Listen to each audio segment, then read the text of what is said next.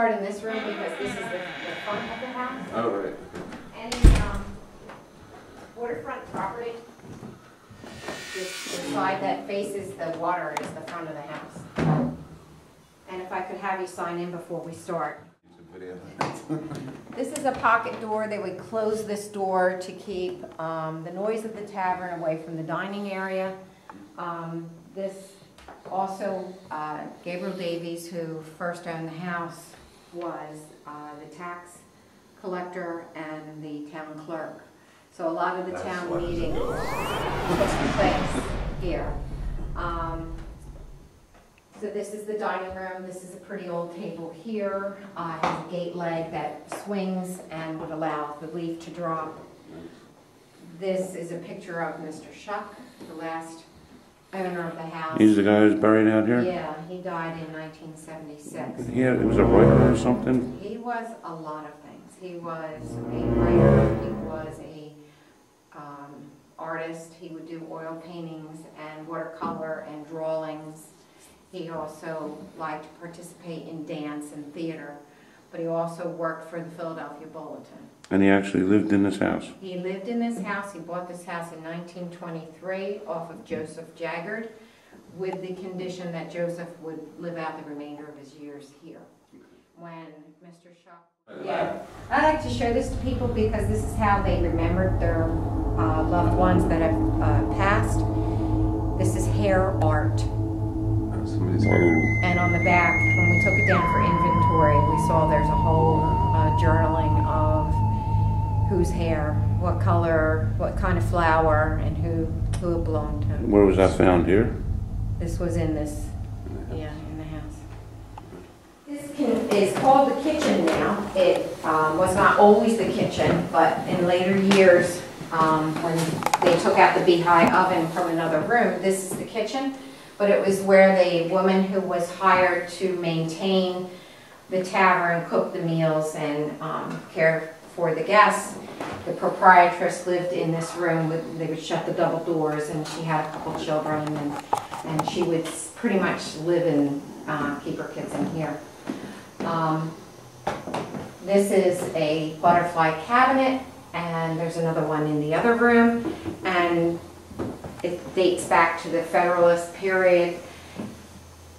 They put on display things that were important to them, and it also was a way to show their wealth.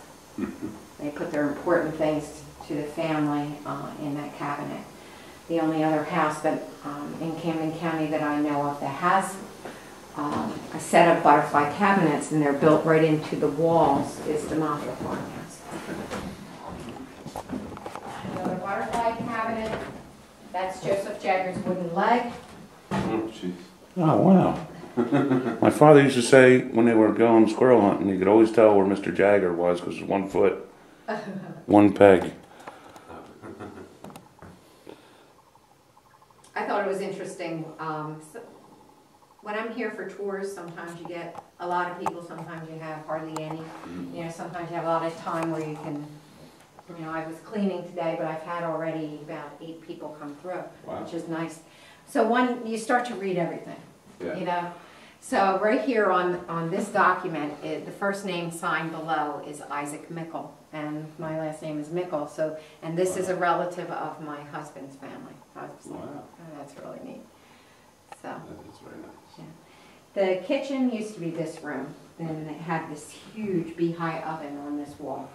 And one family that moved in decided to put on a bathroom. Right. So there's an indoor toilet and used to have a shower stall. Okay. All right. This desk, the story is told that Walt Whitman sat here and did a little writing. Nice. Okay. Some of the other family names I can read off to you. Some of them they're familiar from Haddonfield area, but began as the Hamptons, okay, that owned the land, who bought it from a Jonathan Sell in 1719. And then he willed it to the Hamptons. It should be interesting for me. It's actually high ceilings here, but it's unlike the doorway inside. Yeah, that's true. The basement is pretty bad for head conkers. Yeah, definitely. You have your foot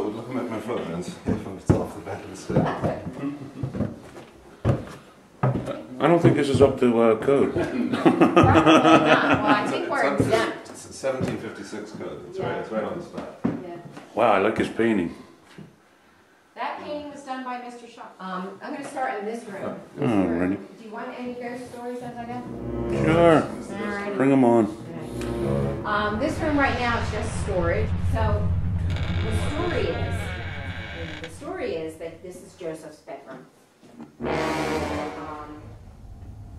I had asked Joseph, for the ghost research lab, he was the one who etched his name in the room. And it's done in the same exact handwriting as letters I'm going through, journals I'm going through. And Wow. these houses were 4 rooms over 4 rooms, and every room did have a fireplace. When that beehive oven was taken out, then it affected the fireplace in that front as well. Yeah. This is this would be period appropriate for the house, which is a rope bed. They didn't have mattresses, and they would lace the rope on the pegs, and the tighter the rope, the better the night's sleep you had.